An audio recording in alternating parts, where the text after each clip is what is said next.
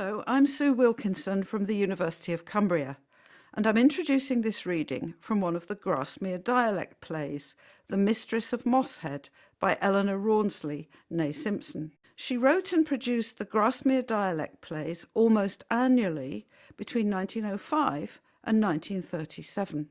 It was an extraordinary achievement. Her aim was to preserve local dialect and customs. The plays were written entirely in Westmoreland dialect, and they featured traditional music, song and dance. The Mistress of Mosshead includes a traditional sheep clipping song, with the words printed in the programme so that the audience could join in. Other plays include local customs such as pace egging and rush bearing. They were a truly collaborative enterprise. Around 10% of the approximately 1,000-strong population of Grasmere was involved in each production. Apart from the large cast of 25 to 30 actors, including children and animals, villagers painted backcloths, supplied props, sold tickets and programmes, operated the curtains and the lighting, created music and sound effects, and they also served refreshments for the actors. The plays were staged, always in February, in the purpose-built Grasmere Village Hall, and they received adulatory reviews in the local and national press. Reviewers particularly praised their verisimilitude.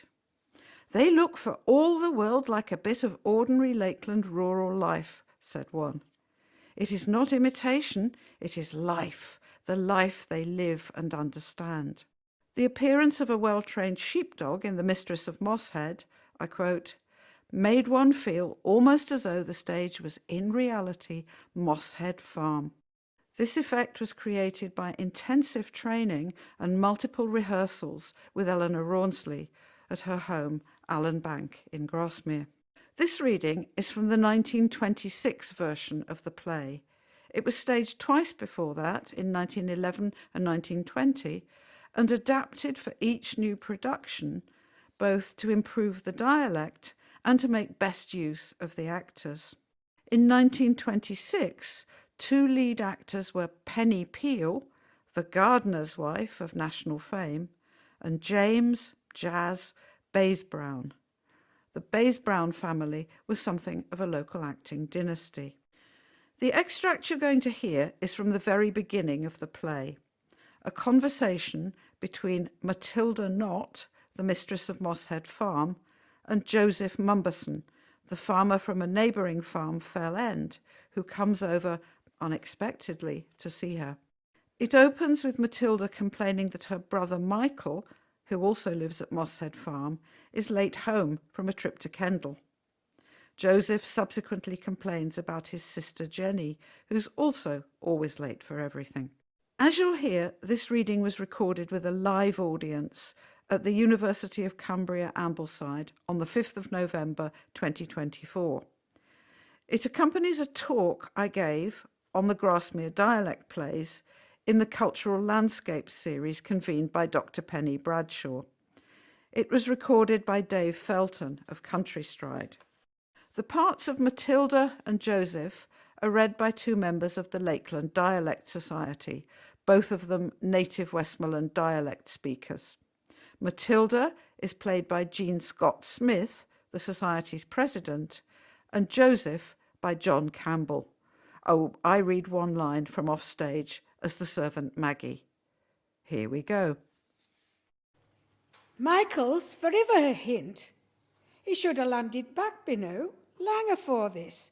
But like an yerf, he's letting Betty walk out road for Kendal and never thinking of time or out. It's a queer thing that he and me should be brother and sister. As sure nobody would think it either be lakes or ways.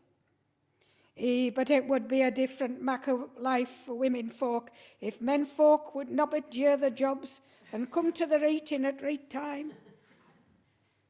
Here's Jacob coming. Sharp set for his tea, likely. Maister's not landed Jacob, thou'd best sarret pigs afore they goes in. It's Mr. Mumberson. Hadn't a notion it was you, Mr. Mumberson. Come and take a seat, dear. Would you rather be indoors? No, thank you. I was right enough here. It's warm walking. Aye, me brother's not getting hissel back for Kendal yet. He's terrible slow, is Michael. Aye, but he's on the road. I passed him, let's see, it would be about dinner time. He would be just this side of Stavler. But now I come to think on't, he would drive in some sheep back. Aye, it's but slow work, being in a trap when you've sheep afore you. Aye, and Michael's never set store by time. There is different to me. As Janet likes to set time for me eating and that and stick tilt. But men folks is allus be hint, trailing.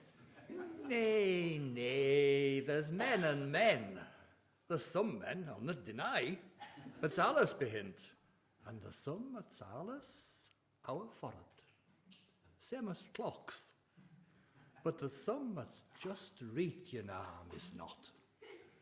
Well, there's not many of that might come my way.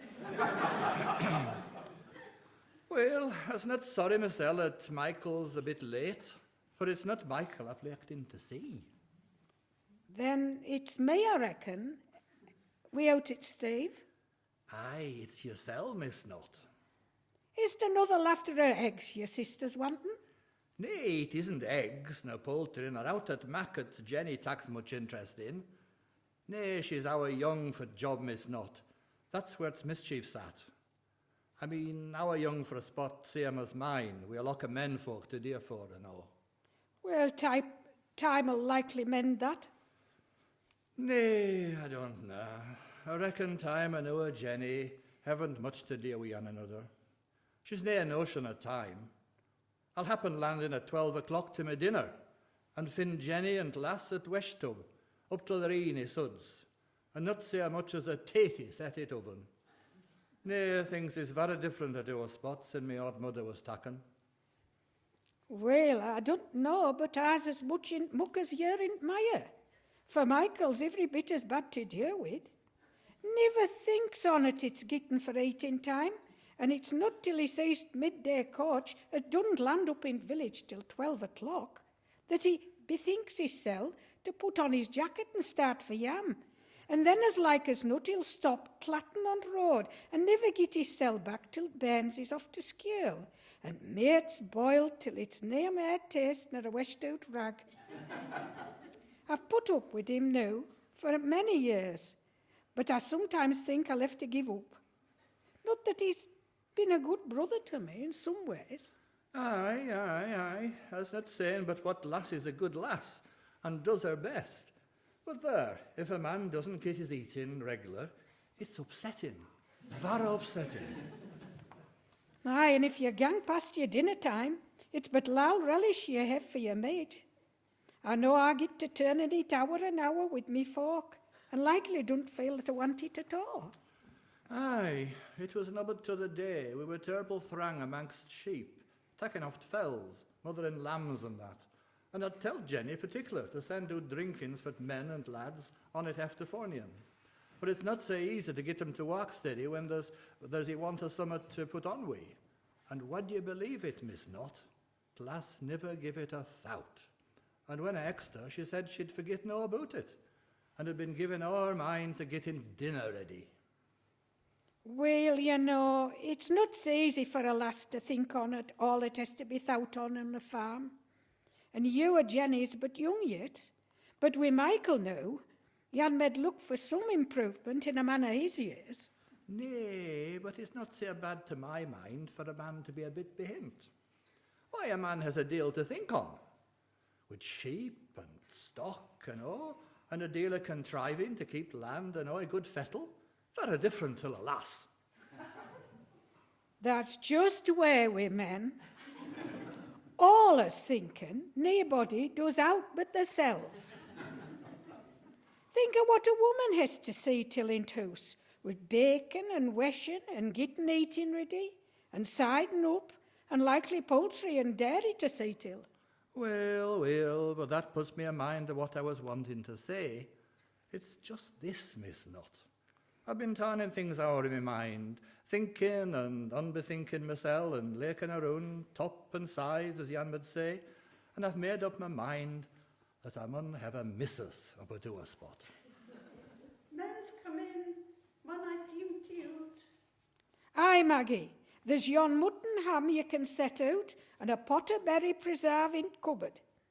Excuse me, Mr. Mumberson, but without all your hefty things, and say particular what's to be, that lass would like as not gang off and be cooking better bacon for farm lads and team new milk into pig troughs instead of into pans. You were saying? I was saying that I mun have a missus up to a spot. Aye, it's likely he'll be feeling he want to somebody with a bit of a heat piece in house. Aye, and laking all around, I don't know but what you'd suit me as well as anybody. What? Now then, what do you say about it, eh? Eh, Mr. Mumberson, you're a bit sudden like. And I'm sure it's very kind, but I was not thinking of changing my state. And I doubt me brother Michael could do without me. Thanking you ought to see him. Why, no, this isn't an offer to turn your nose up at, or to put by afore you've had time to wink. It'll bide a bit of thinking out, will this? To start with, this here farm belongs Michael, don't it?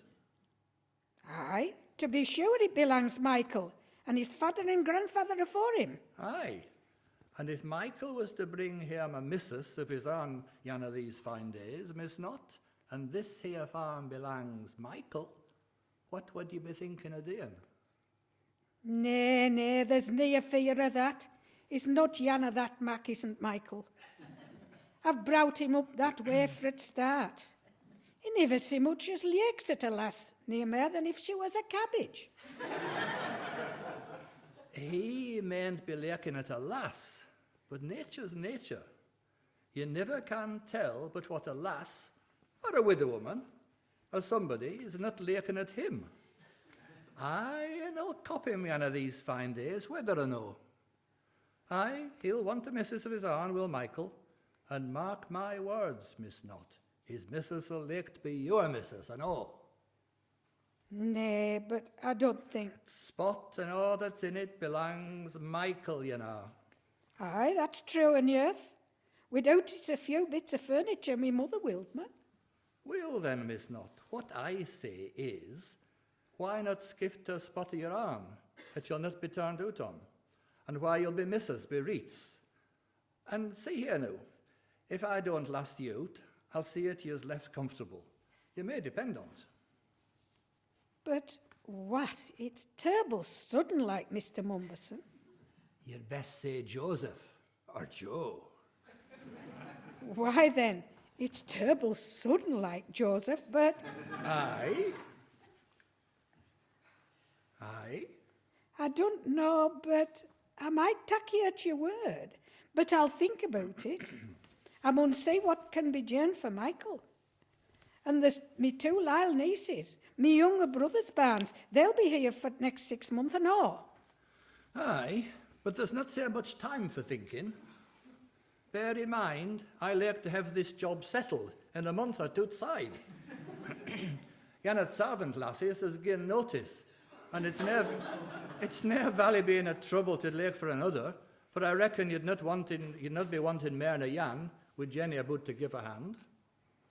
Nay, two lasses to see till's how much. It's like having meat cooking or two fires, and as soon as you've basted Jan, t'other's burning.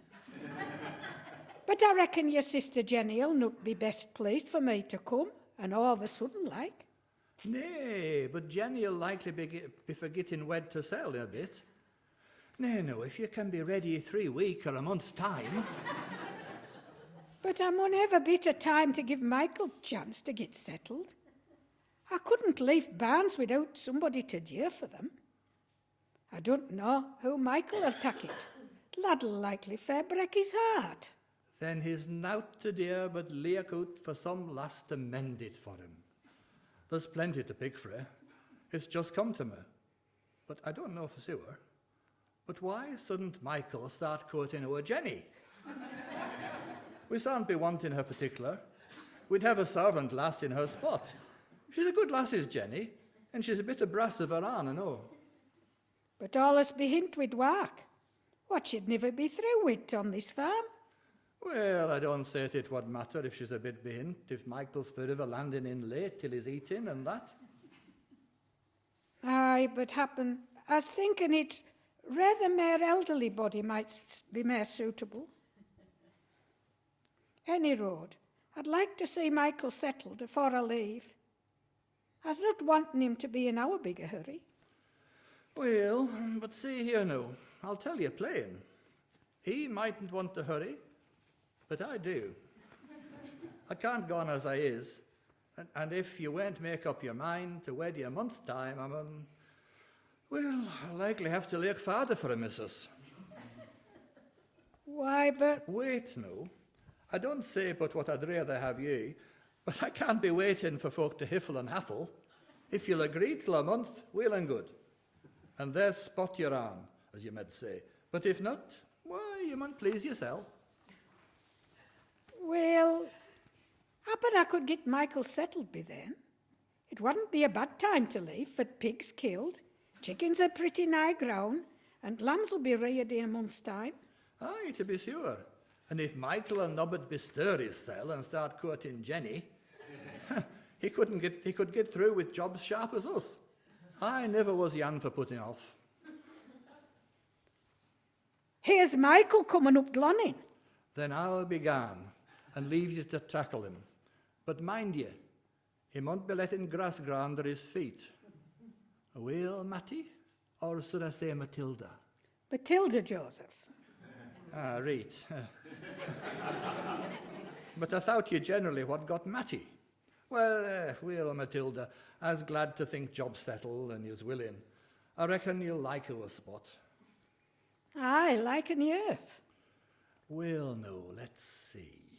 I'll look in again next week. Me and Jenny'll be coming out at Gala, you know, on Thursday, for Hoondog Trail and that. Well, good afternoon, Matilda.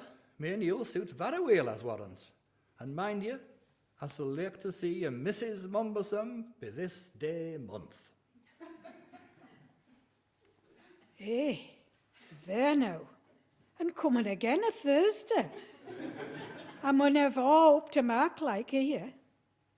Well, Fell End's a good house and there's some good furniture and all. I reckon Joe Mumberson will not be so bad to manage either. I'll sure get him in my ways. But I wonder how Michael will tack we out. It would be far best for him to get wed, but Michael's not so easy to incense without he's a mind for it. I mun see what I can make on him, but I'd best wait till he's getting his tea afore I say out. Men's allus in a better way after eating than when they're hungered.